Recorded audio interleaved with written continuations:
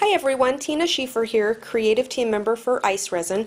Today I'm going to show you a fun technique, the very simple technique on how to add texture to a cast resin bezel piece using a sheet of plastic bag. And first of all, I'm going to be using some of the Art Mechanic paper products here on the flip book with the illustrations, and also the template so that you can cut out your shape to easily fit the bezel really easily. This technique has been shared as a Technique Tuesday project before, so what I'm going to do is just kind of recap on that. And if you just line up your template onto here and then just kind of figure out where the section is that you want to have in your bezel, and then in this case we're using an oval bezel, so then just use your pencil and scan around that.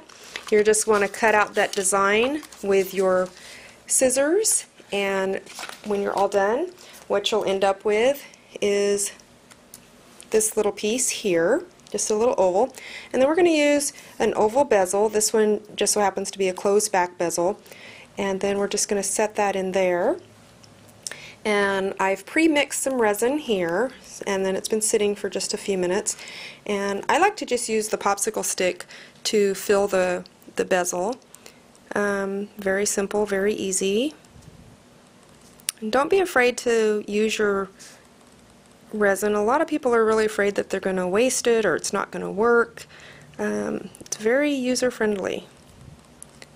So then you're just going to fill your bezel, and I like to just kind of make sure it gets all the way to the edges, kind of soaks into the paper. The paper will absorb that. And there you go. And then what I'm going to do is I'm just going to let that sit for just a couple of hours. And as it's sitting, it's going to gel up a little bit, start to harden as it cures. And you can see I've just kind of filled it around to the edges. I haven't filled it so full that it's going to be over full. If that does happen, just let it cure a little bit, and then you can always take an X-Acto blade and then just run around it, and it'll come undone really easy without a whole lot of effort.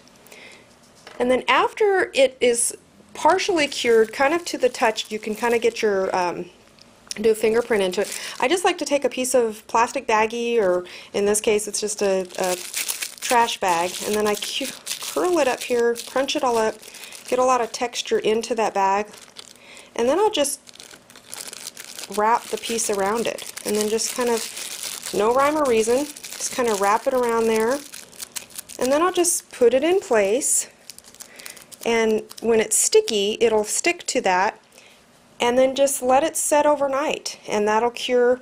Just like when you're making resin paper, it'll pull and peel right off of that.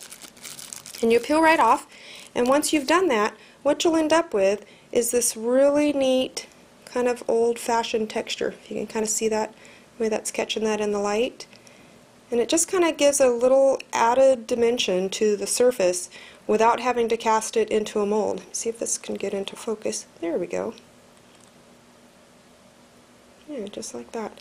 So just another fun way that you can add texture, like I said, without using a mold. So anyway, so there you have it, how to add texture, and it'll be different every single time you do it, a different pattern. So alright, well thank you very much, and we will see you next time on Technique Tuesday. Bye!